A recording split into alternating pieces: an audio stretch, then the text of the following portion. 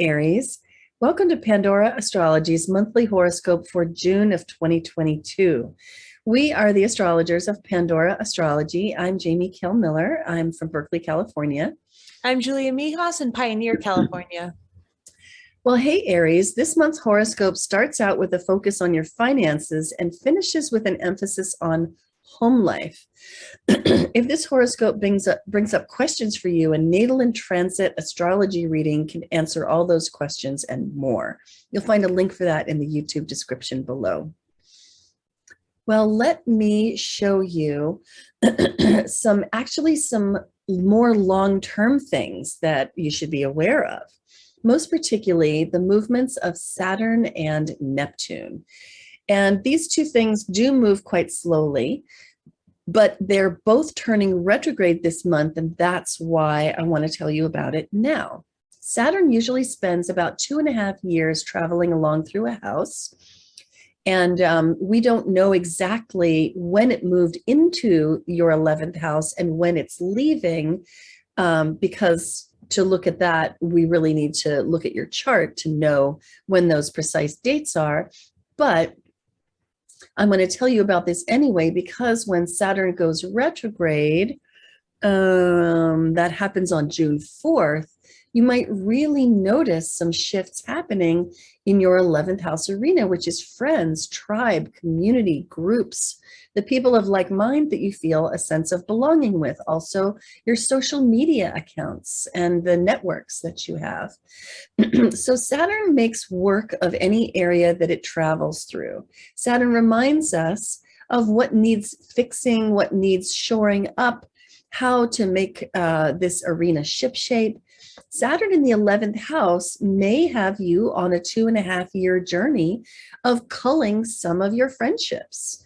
You may decide that some of these friendships don't make the cut, that you actually feel more lonely when you're hanging out with these friends than you do when you're on your own. You may find yourself drawn to form friendships with people who are significantly older than you, to get some mentoring from them, or even friends who are significantly younger than you to give some mentoring to them. Any of those things can happen while Saturn is passing along through your 11th house. And noticeable events may happen around June 4th when Saturn goes retrograde. Now, the other planet I want to mention here is Neptune, which is going retrograde on June 28th. And here it is on the 27th in your 12th house, and boom, there's the little red RX symbol that lets us know it just turned retrograde. Now, Neptune is in Pisces, where it loves to be. It's very at home in Pisces and can do its job more strongly than usual. It's also in your 12th house, where it's quite comfortable too, because it rules the 12th house as well. So Neptune is the dreamer and artist, the visionary and imaginative, spiritual and otherworldly side of you. Neptune redreams and revisions wherever it goes. And Neptune spends a long time traveling through a house, usually about 14 years. We don't know when this started or when this finishes exactly, because again, I need your chart actually to know that more precisely. But I can tell you that as Neptune travels along through your 12th house, your imagination may be amped up. You may take refuge in your spiritual life or religious practices and find that they are deeply soothing.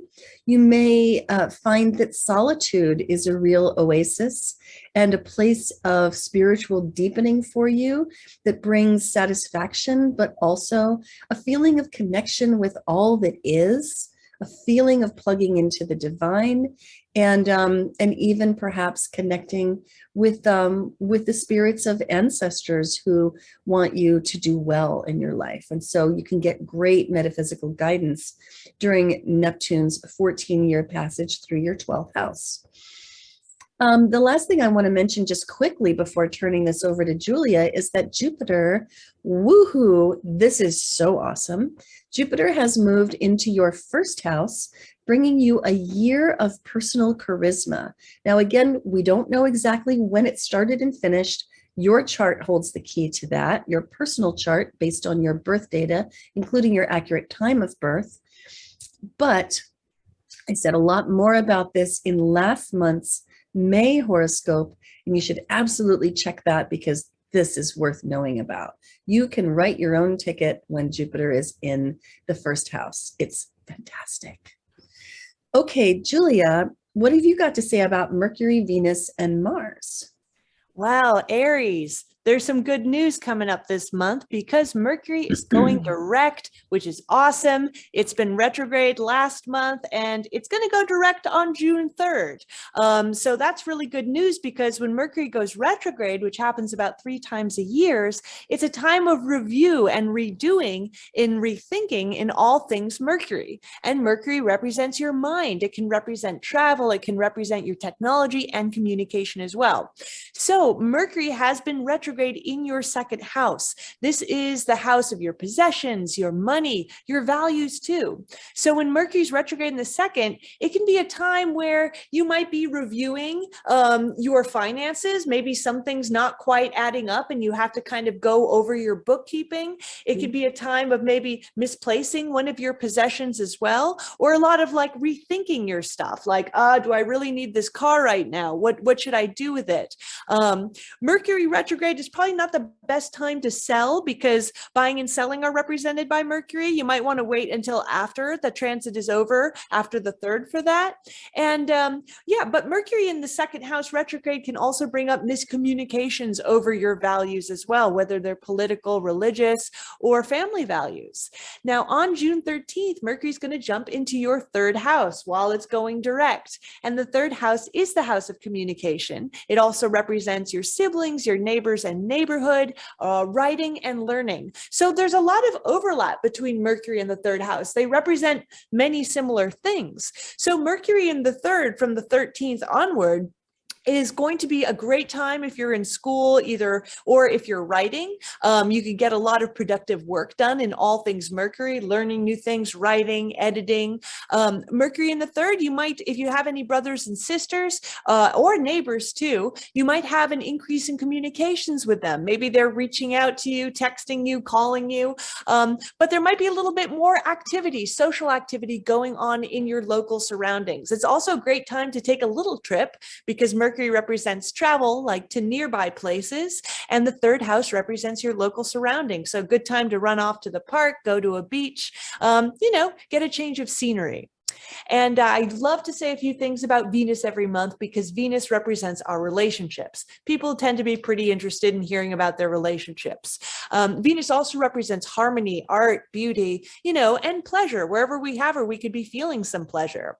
So she is going direct and fast. I mean, we know Mercury's been retrograde. We also have had 2 other retrograde planets, Saturn and Neptune. And Jamie and I did a special video on that too. You should check it out in our monthly videos, just to sort of hear and see everything about all the retrogrades.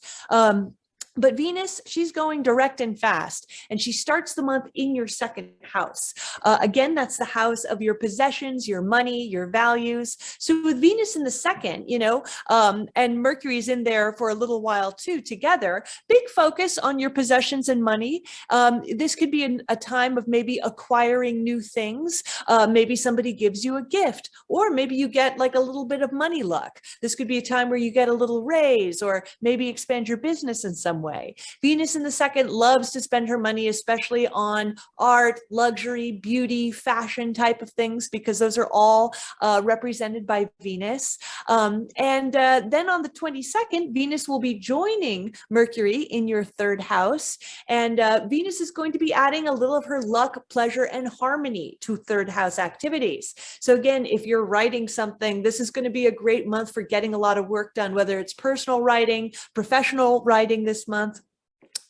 Venus is also adding a little bit of harmony to your relationships with your siblings, to your neighbors. They might be feeling a lot more neighborly towards you this month as well. And I have to say a few things about your ruling planet, Aries, because Mars, which rules you, you are the warrior archetype, and Mars is the warrior planet. It's going to be hanging out in your 1st house all month. So Mars in the 1st, this is a high energy period. because your body is literally loaded with all that Mars energy. So it can Somebody be. stop me. What's that? Somebody stop me. I know. So Aries. And now with any placement in astrology, things can either be used very constructively and helpfully, or sometimes they can have their challenges. So a very constructive thing to do with Mars in the first house is to get out that energy, maybe do a workout routine. Mars in the first is also a good time to kind of stand up for yourself, especially if you've been having some trouble with confrontation while Mars was in your 12th house for a couple of months. It's a good time to kind of come out there and sort of put yourself out there and assert yourself. The only problem with Mars in the first is Mars can go a bit overboard. It can make sort of mountains out of molehills a little bit. So, it's good to assert yourself, but allow other people to assert themselves too. It's not just your way or the highway. Have a little bit of a compromising spirit in there. And it can be a good time to sort of know your boundaries and get a lot of physical energy in. That is so true. I think that theme is going to come up again during these moons that I'm about to talk about. The first one is a full moon in Sagittarius, which lands in your 9th house, and opposite a sun in Gemini in the 3rd, and square Neptune with a little help from Saturn. Now, full moons are definitely times when arguments can happen, when relationship dynamics can come up and they can get really emotional. This particular moon landing in Sagittarius and also your 9th house would seem to bring arguments about beliefs and opinions, as opposed to more logical or rational ideas, or arguments between one person who is frank and blunt and truthful, signified by the moon in Sagittarius, as opposed to another person who is evasive and duplicitous. And that can also be intensified by Neptune's square to this moon, which just kind of casts a fog over the whole proceedings and can it can throw in a note of manipulation as well. So these could be some difficult conversations, and the solution is found through this Saturn in Aquarius, which harmoniously connects with both sides, kind of like that best friend who comes over and says, do I have to separate you two? And by the way, you should be getting along, and here's why. And so Saturn can ground the conversation in a logic and rigor that helps the sun and the moon to resolve their differences. So that moon is happening on the 14th. And then the next thing I want to tell you about is that the sun changes signs, and that's a new season. And in fact, it's also the solstice. The summer solstice happens here on June 21st. And this is the sun moving into your 4th house. Wherever the sun goes, we want to shine the spotlight of our high quality attention, because attention is like sunlight. It helps things to grow, and it nourishes them. And so the sun moving into your 4th house says that this season, this 30-day period of the sign Cancer, is the best time all year to put good, high quality attention on your home life, your family members, and just everything that encompasses your home, and family even that extends beyond your home, so that whole area can flourish. And then we see some days later, see the moon is creeping up on the sun right there, and they meet up for a new moon right here on June 28th. New moons are, they've usually got the feel of new beginnings. They're not necessarily as emotional, although as a full moon is, although this one might be emotional simply because the moon is in Cancer. And that's a very emotional and can be sensitive and also highly intuitive sign. But we have a square to Jupiter. And so this is where things get a little bit more bombastic, and that Jupiter is sitting there in your first house. And so that plus Mars means that you might really be embodying the warrior archetype during this moon. And you could be a little too big for your britches. You could be taking up more than your allotted footprint. And so that's something to watch out for, that you're not just plain overbearing with people under this moon, because during a new moon, we want to plant seeds that are seeds of things that are going to grow in the future. We don't want to be planting,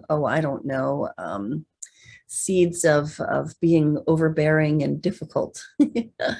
There is help from Vesta, which helps us to contain these emotions and bring some compassion into the situation, which can smooth things over. And so that's quite helpful to bring that stuff. And this moon is happening around the 28th. You can always find out more about the moons in any given month by consulting our YouTube channel, where you will find things organized into playlists by month. And you'll find the news for June 2022 has these 2 moons in it, and also a video about Saturn and Neptune and Mercury doing their pivoting thing this month. And yeah, I guess that's what we have for you. If anything here makes you curious to get a reading, to find out maybe specific dates when planets are changing houses, or how this lands for you more personally, then you can find our website, pandoraastrology.com, and in the readings tab, you'll find all manner of readings that may be of interest. And until next time, we'll see you around the cosmos. Bye. Bye-bye.